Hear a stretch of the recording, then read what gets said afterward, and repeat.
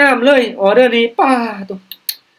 ด่าอะไรอาจารย์ขาสั้นอาจารย์ขาสั้นอาจารย์โอ้ยบอกว่าออกจากเหรียญขาสั้นเฮ้ยเมื่อนี้รูปลายอาจารย์เลยแม่นว่าลุกไปเท่าใดล่ะรูปเศร้าไปเรียนเนี่ยโอ้เศร้าไปเรียนละงามแล้วบ่ลุกแล้วตี้หอมนี่เฮ้ยอาจารย์เอาดีๆวิ่นแล้วเด้เนาะวิ่นแล้วอันนี้มันมีกำไรเนาะแต่ว่ามื้อนี้นี่มันสิมีกำไรคือเก่าอยู่บ่ล่ะบัดนี้เนาะมาจังได๋ก็เฮามาวิเคราะห์กันเด้อก็บริหารต้นทุนทุกคนเนาะหลักๆค่อยจะเน้นให้ทุกคนบริหารต้นทุนให้เป็นเนาะบ่ว่าเฮาจะมีงบเท่าใดเฮาควรตั้งเป้าหมายให้มันเหมาะสมกับต้นทุนของเฮาเนาะตั้งเป้าหมายในการ take profit ตั้งเป้าหมายในการ stop loss เสียเท่าใดจังสิพักได้กำไรเท่าใดจังสิพักทุกคนเนาะมาเดี๋ยวเฮามาเริ่มวิเคราะห์กันเลยสำหรับพวกนี้ทุกคนเนาะเดี๋ยวค่อยจะเทรดกราฟของทองคำเนาะเทรดกราฟของทองคำเด้อทุกคนเด้อรู้สึกว่ามักทองคำไว้ตรงนี้โอเคทุกคนเนาะออเดอร์นี้จะเป็นออเดอร์แรกเด้อแน่นอนทุกคนเนาะทุกๆรอบก็จะย้ำเป็นประจำว่าสำหรับทุกคนที่เขามาร่วมเนาะให้เข้ามาเบิ่งค่อยเทรดเป็นกรณีศึกษาเนาะไปที่มีงบมีต้นทุนอยากเทรดตามเนาะตามในส่วนได้เนาะต้นทุนทุกคนน้อยมาตามค่อยนี่อันตรายเนาะวิเคราะห์ไปนำกันเด้อตามได้ส่วนได้ทุกคนเนาะโอเคออเดอร์แรกทุกคนเด้อตามขายเด้อออเดอร์แรกตามขายเด้อมารู้สึกว่าแนวโน้มยังเป็นขาลงเนาะมาเบิ่งนำกันว่าภาคโตเนาะ2แดงเด่นเขียวตัวนี้มันจะลงมาได้บ่เนาะเพราะว่าอินดิเคเตอร์ตัวนี้ยังเป็นขาลงอยู่เนาะมาเบิ่งนำกันออเดอร์แรกเนาะแต่ว่าเบิ่งจาก MACD นี่ก็เริ่มปรับตัวเนาะเริ่มปรับตัวเนาะ MACD เริ่มโก่งขึ้นเนาะแต่ก็มีโอกาสเนาะอุ้ยทะลุขึ้นไปแล้วตัวคิดว่าบ่ทะลุขึ้นไปรู้เนาะจังได้ออเดอร์แรกป้อทุกคนเนาะมันอยากเกินขนาดลงมาได้เสยบ่อยากเสื้อสายตาเดินนี้โดดลงมาได้เนาะตัวนี่แหละทุกคนเนาะความตึงมาทุกคนเนาะหลักๆเนาะเฮาก็บริหารต้นทุนดีๆเนาะถึงสิมั่นใจส่ำใดก็อย่าอออินเนาะบริหารต้นทุนเนาะให้ได้10ไม้แห่งดีเนาะมาทุกคนเนาะออเดอร์นี้ตามที่ว่ามันขึ้นไปเนาะเขียวสูงจังซี่ขายอีกเด้อตามขายอีกไม้นี้มาอุ้ยทุกคนเนาะจวดลงมาแห้งอีหลีเนาะโอ้แทงเทียนตัวนี้จวดลงมาแห้งเนาะมาบอกว่าอย่างดูเนาะตามขายตามแนวโน้มไปก่อนจังสันละบ่ทุกคนเนาะถึงสิมั่นใจส่ำใดก็บ่อินทุกคนเนาะเอาบริหารต้นทุนเนาะเฮาค่อยๆเดินเงินไปถ้าทุกคนมีงบน้อยแท้ๆเนาะงบ10เหรียญ20เหรียญนี่ก็เดินเสมอเอาซะเนาะบ่จำเป็นต้องคูณเงินหลายก็ได้บ่ซักก็0จุดเอาเนาะจังได๋ลูกออเดอร์นี้ปึ๊บแดงโอ้ทุกคนเนาะป้าทองคำทรงนี้นี่เริ่มทุกคนเนาะอันตรายหน่อยนึงมาขอไม่ติดขออีกละ5เม็ดติดว่ะจังว่าอะไรเด้อมื้อนี้เนาะมา2ออเดอร์แรกนี่แฮกม่านไปแล้วจัก10ไหมเพิ่นแม่เนาะมาที่เฮามาเบิ่งนำกันเนาะออเดอร์นี้ทุกคนเนาะโอเคเฮาจะตามขายอีกบ้านนึงเขียวมันค่อนข้างที่จะขึ้นมาสูงหลายเนาะเบิ่งจากแท่งเทียนตัวนี้ก็เขียวน้อยแล้วก็แดงเนาะอินดิเคเตอร์ตัวนี้ยังสลับกันเนาะนั่งแนวโน้มกันลงมาจังซี่นี่ค่อยว่ามีโอกาสสลับลงมาแดงได้นะแท่งนี้เนาะมาลุ้นมานำกันทุกคนเอาคันว่าสิให้ฮอด5ไม่ติดถ้าต้องเสียไม้นี้ให้วินก่อนเนาะจังได๋ลงมางามๆลูกลงมายาวๆให้อุ่นใจสิตอนนี้ก็ยังนิ่งอยู่ทุกคนเนาะมาเสื้อมันว่าลงมาได้แท่งนี้จังได๋ก็แดงได้แดงน้อยก็แดงแดงน้อยก็แดงโอเคเอาแหละเริ่มเข้าทางแล้วทุกคนเนาะเริ่มเข้าทางแล้ว3ไม่ติดแล้วเอาบาทนี้อุ้ยสำหรับแท่งเขียนมันขึ้นไปสูงจัง4เด้อทุกคนเด้อเนาะค่อยคิดว่ามันมีโอกาสสลับหลายกว่าเนาะมันจะบ่ก่อโตได้เพราะว่าแท่งมันอยู่ๆแล้วสูงปึ๊บนี่มันมีโอกาสสลับลงมาแดงหลายกว่าเนาะออเดอร์นี้ถ้าว่าบ่มีหยังเปลี่ยนแปลงตามขายอีกมาออเดอร์ที่4ทุกคนเนาะอุ้ยจวดลงมาแฮงแท้ออเดอร์นี้มาเบิ่งนำกันทุกคนถ้าว่ามันสิเป็นเทรนเนาะเป็นเขียวลายไม้นี่มันจะก่อโตเนาะเป็นแท่งเทียนที่เสมอเนาะค่อยๆก่อโตขึ้นไปเนาะแต่ว่ามันสิขึ้นไปแบบเขียวลายไม้นะแต่ว่าเขียวมันขึ้นไปจวดจังซี่ก็มีโอกาสสลับลงมาพักโตเนาะตามประสบการณ์50ปีบ บ่แม่นเด้อทุกคนเนาะมาตามประสบการณ์ที่เราได้ศึกษามาเอาแดงลูกแดงคือละแดงงามๆแดงงามๆเอาแหละทุกคนเนาะเอาไปเอามาละสิได้อีหลีเด้อบาดนี้นะถ้าไม่ติดเฮาต้องมาแล้วล่ะมาทุกคนเนาะสำหรับออเดอร์นี้นี่ถือว่าเป็นออเดอร์ตัดสินของเฮาเลยเนาะว่าเฮาจะได้หาไม่ติดบ่เนาะเป็นจังไดก็เดี๋ยวเฮามาเบิ่งนำกันเด้อทุกคนเด้อโอเคอาจารย์ดึงครับอาจารย์ดึงแหงกับไป โอเค สิเปลี่ยน มาออเดอร์นี้ทุกคนเนาะถามว่าบ่มีหยังผิดพลาดบ่มีหยังเปลี่ยนแปลงตามซื้อเด้อซื้อออเดอร์นี้นี่ขึ้นเขียวแล้วทุกคนเนาะออเดอร์นี้นี่ปรับตัวขึ้นเขียวแล้วเด้อจังใดก็เขียวออเดอร์นี้มาเบิ่งนำกันเด้อ เกียบรถขาย ซื้อเลยทุกคนเนาะเพราะว่าเฮาเบิ่งวอลลุ่มเด้อวอลลุ่มของ MACD นี่เริ่มมาหลายแล้วเนาะแล้วแท่งเขียวนี่เริ่มมีวอลลุ่มซื้อขึ้นมาหลายแล้วแท่งนี้ก็มีโอกาสขึ้นไปแล้วเนาะเพราะว่ามันสลับฮอด 2-3 ไม้แล้วเด้มันสิสลับฮอด10ไม้นี่มันก็เป็นไปบ่ได้เนาะถ้างั้นเนาะแท่งเทียนซื้อนี่ก็พยายามผลักดันราคาขึ้นไปอยู่เอาเขียวซะลูกเขียวเนาะก็เขียวอึ๊บโอ้เบิดเลยโอ้ทุกคนเนาะบอกขึ้นสลับคือเก้าโอ้ยเห็นว่ากันอ่ะโอ้อุตส่าห์จนเมยเสียทุกคนเนาะออเดอร์นี่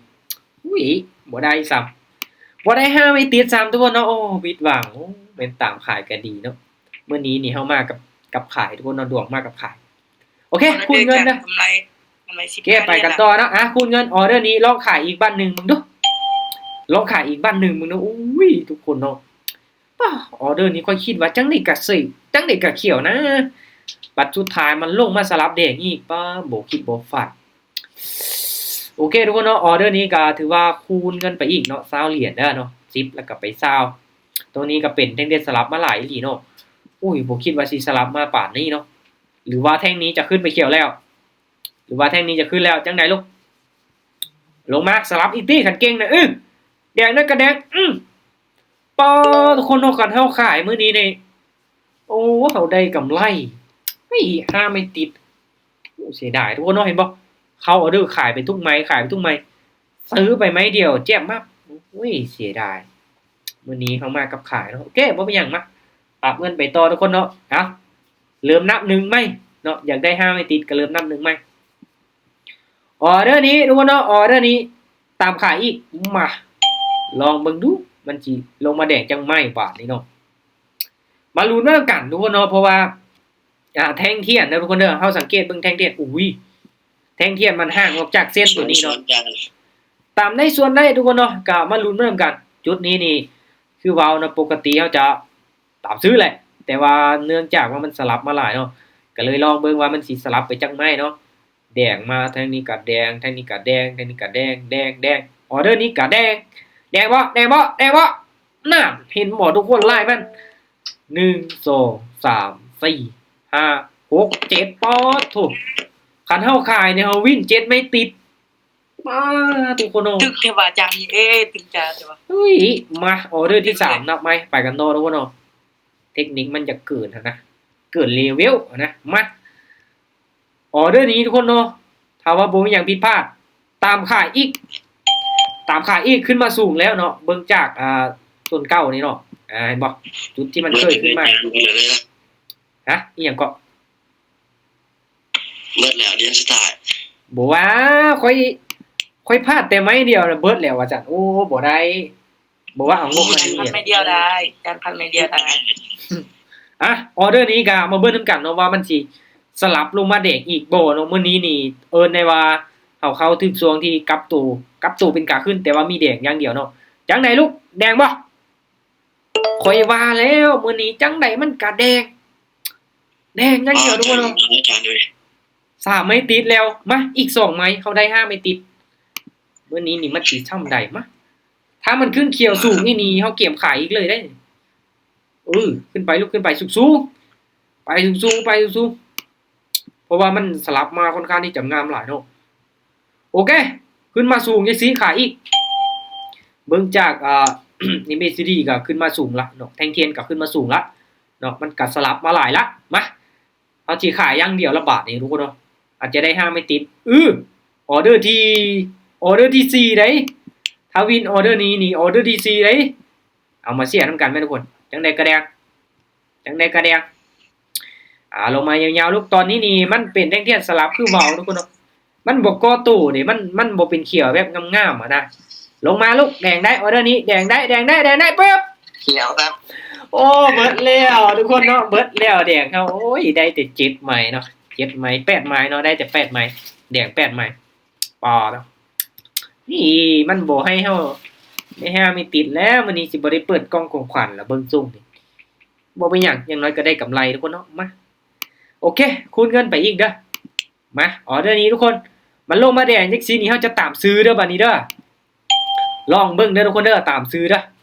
เพราะว่าแท่งเทียนเนาะแท่งเทียนรอท่าตัวนี้มันเป็นแท่งเทียนแดงเนาะถ้าว่ามันยังเป็นแนวโน้มขาขึ้นนี่ค่อยคิดว่ามีโอกาสสลับขึ้นไปเขียวได้เนาะนะเบิ่งจากอินดิเคเตอร์ตัวนี้ขนานกันขึ้นดูเนาะมันยังเป็นแนวโน้มขาขึ้นเนาะยังขนานกันขึ้นนี่มันก็มีโอกาสที่จะขึ้นไปเขียวหลายกว่าเนาะโอเคบริหารต้นทุนดีๆทุกคนนะมื้อนี้ข้อเองก็กำไรมาหลายแล้วเนาะ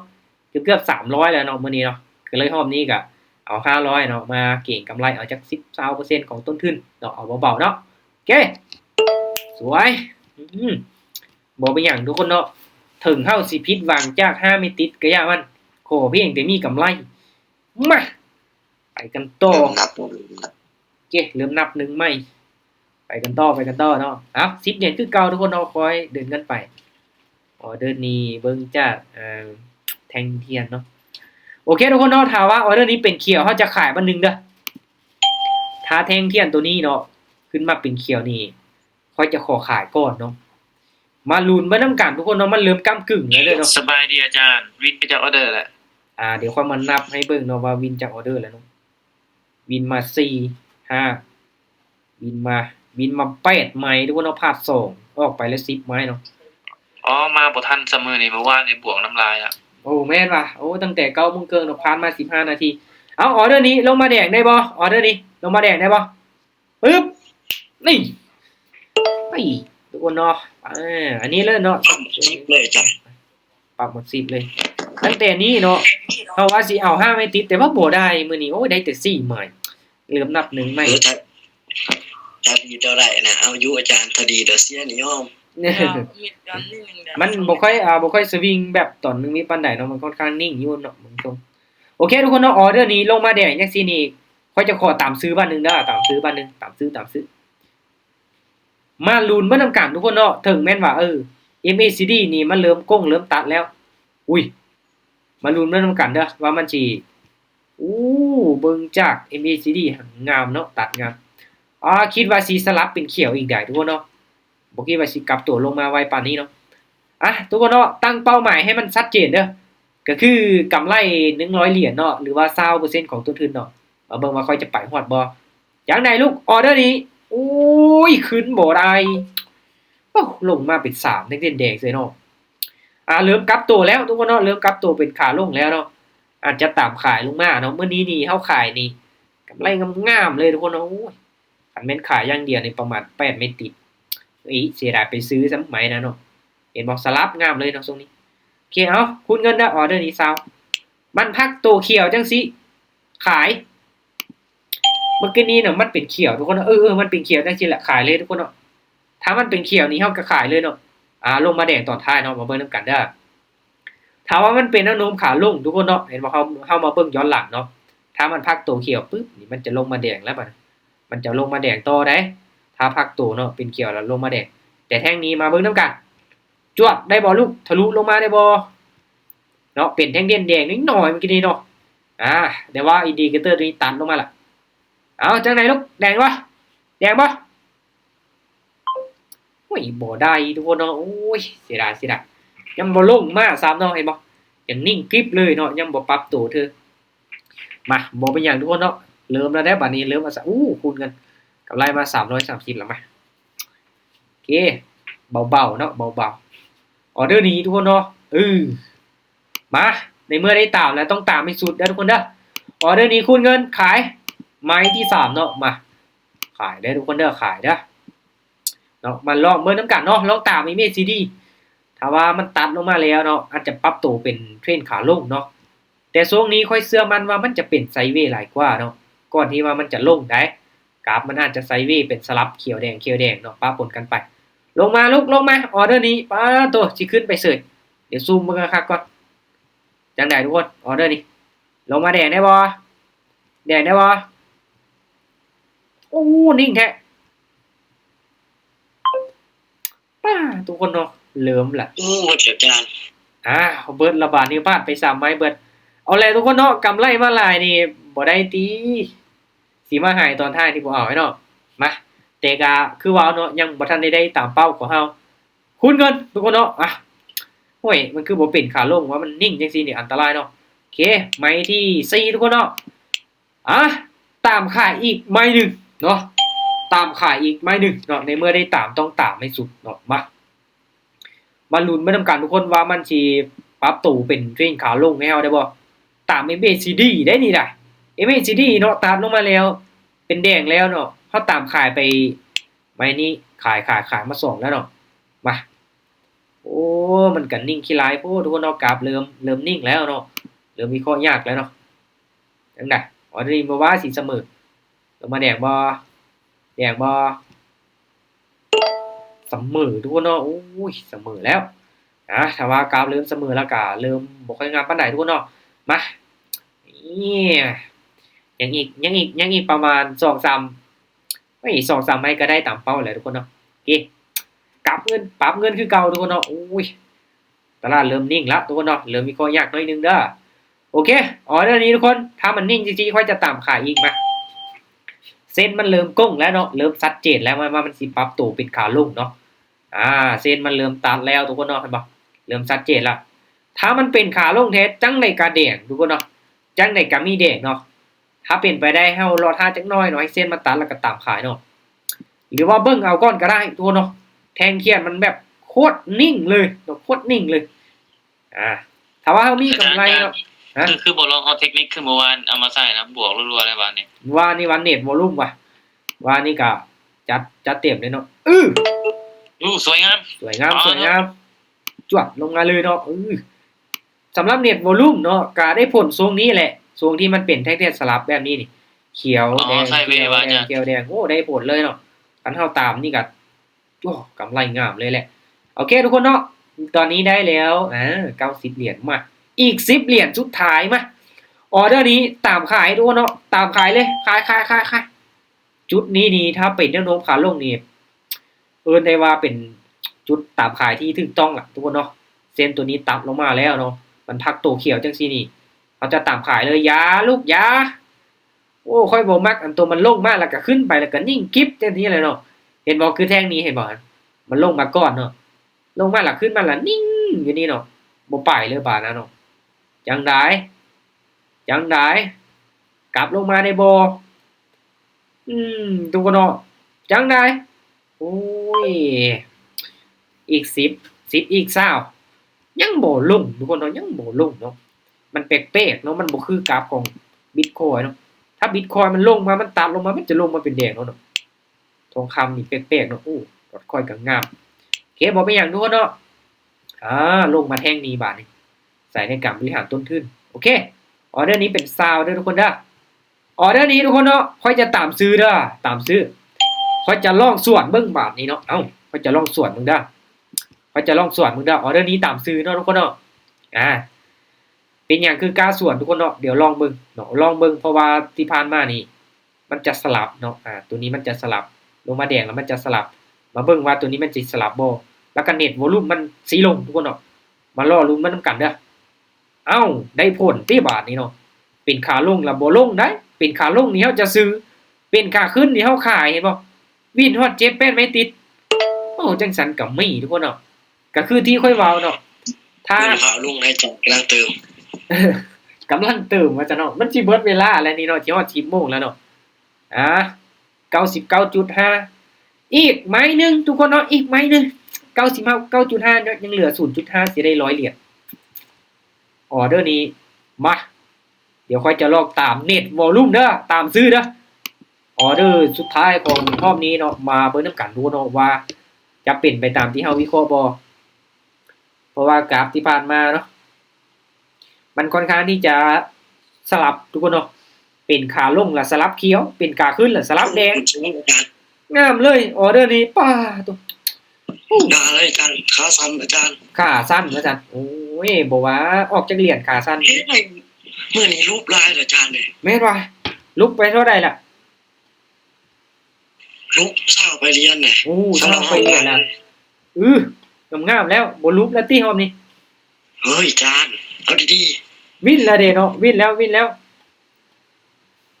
เอาอีก เอาอีกว่าจันโอ้บ่ได้แล้วเลยตาม เอาอี เป้าก ไหม แล้ว จันอีกไหมเอาอีกไหม เอาอีกไหมวะได้บ่ยากไม้นี้นี่เอิ้นได้ว่า เอาป่าขึ้นไปเนาะ9เหรียญสิมาทุกคนเนาะตามเทคนิคเด้อตามซื้อเด้อขอมากก็จัดไปตามเน็ตวอลลุ่มเนาะซีลงมาตามซื้อเลย มาเบิ่งนำกันเด้อว่ามันสิได้ผลบ่อ่า เฮ้ยอาจารย์ค่าชันเลย ขาสั้นเลยวะอุ้ยเอาแล้วแท่งนี้จังได๋มันสิขึ้นไปให้เฮาได้บ่มันสลับมาหลายไม้เลยเนาะแท่งนี้ก็เขียวแท่งนี้ก็เขียวแท่งนี้โอเคอุ้ยขึ้นไปได้นะ ผูกตัวขาสั่นกันได้วันนี้ จังได๋บัดนี้ขึ้นไปติขาสั้นมาแล้วนี่โอ้ยโบกคืนเรียบร้อยเลยบาดนี้ไปว่าแล้วไม้แถมนี่มันเป็นไม้อาถรรพ์นะมันบ่มักบินเฮ้ยทุกคนเนาะอ่ะโอเคคือสิได้พักคักแท้ละบาดนี้โอ้ พักก่อนอาจารย์มื้อนี้บ่เป็นใจอ่ะ บ่เป็นใจแต่ว่ากำไรเด้อคนเด้อค่อยบวกมา100บ่ได้เนาะเพราะว่าหยัง มันบวก0นะเอาเข้ามายังบวก0เลยออกไปออกมานี่ บ่ว่าหากก็เข้ามาตัวใดเข้ามาตอนจังโมง ประมาณตัวเจ้าออกไปตัวเขาถามว่า3เขียวเด้อติด อ๋ นะ อโอเคโอ้เข้ามาซามื้อหน้านี่ตั้งโมงปลุกไว้เด้อประมาณ 9:30 เกี่ยมรถ บ่ขาอาบน้ำอย่างนี้นี่ โอ้ค่าอาบน้ำว่าต้องอาบให้ไว้ได้เด้อบัดนี้ได้เข้ามาเบิ่ง เข้ามาเบิ่งไว้เทศเอาก่อนเนาะทุกคนล่ะเข้ามามือที่ค่อยบวกเนาะถ้าเข้ามาถึกมือลบเดี๋ยวเจ๊จังได๋บัด นอนบ่หลับฝันดีแล้วนะ โนนบ่รับฝันดีกา เป็น ทุกคน แบ เนาะ บตอนนี้โซซิโนนมารับพันดีเลยเดียวนี้ ฟันมีแต่พอดแดงเลยนะวันนี้ โอ้เนาะกาจังซี่แหละทุกคนเนาะ เข้ามันก็โดนบวก0 เข้ามาโดนๆโบกสูตร นะสิบ หลักๆมีการบริหารทุนเนาะสำคัญข้อยเองก็อาจจะพลาดแน่ทุกคนเห็นการเดินเงินค่อยบ่เนาะไป10แล้วก็20แล้วก็40แล้วก็80เนาะมันจะมีกำไรเด้แต่ว่างบหลายเนาะคืองบค่อยนี่500 600นี่ค่อยบ่ได้ไปไม้ละ40 50หรือว่าไม้ละ100ก่อนได้เนาะเพราะว่าหยังค่อยจะเน้นในการคูณเงินให้ได้หลายไม้เนาะถ้าเฮาไปไม้น้อยๆก่อนเฮาจะคูณได้หลายเนาะคูณเป็น10ไม้นี่แฮ่งดีแล้วทุกคนเนาะอันนี้เป็นสิ่งที่สำคัญในการบริหารต้นทุนเนาะเห็นบ่ประเทศหลายๆรอบเนาะเก็บเอารอบละน้อยกำไรมันก็ยังหลายบ่เทศ2-3รอบมื้อนี้ก็2-300เลยเนาะบางมื้อได้น้อยบางมื้อได้หลายบางมื้อก็พอดแดงจังซี่แหละเนาะทุกคนเนาะการเทศมีได้มีเสียเอาน้อยๆไปก่อนเนาะกำไรให้มันเหมาะกับต้นทุนได้ทุกคนเนาะค่อยเชื่อรถเนาะทุกคนในมีตติ้งนี่อาจจะมีเด้นี่ต้นทุน10เหรียญบวกไป20 30เนาะก็เปลี่ยนไปได้ โอ้เหมือนนะ2เดือนเดี๋ยว62เดือนอาจารย์เลย ป้าเด้อและมื้อนี้นี่สิเฮ็ดคือเก่านี่บ่ได้เลยแม่นบ่ โบไหลเลยมือ บ่ไหลเลย โอ้ก็คือว่านี่แหละเนาะงบน้อยแล้วสิให้มันได้ทุกมื้อค่อยก็ว่ามันเป็นไปบ่ได้เนาะมันก็เป็นไปยากเติบสิแหละทุกคนเนาะเขาเองนี่ค่อยคิดว่ามีโอกาสเปลี่ยนไปได้เกือบว่าทุกมื้อเลยเพราะว่าหยังต้นทุนค่อยมาเก็บมาเพียงแต่10-20%เท่านั้นเนาะ10-20%ข้อยคิดว่ามีโอกาสเปลี่ยนไปได้ก็คือว่าทุกคนเนาะต้นทุนน้อยเนาะเฮาก็อยากได้หลายเนาะความเสี่ยงมันก็สูงเนาะความเสี่ยงสูงได้ถ้าเฮาเทศละ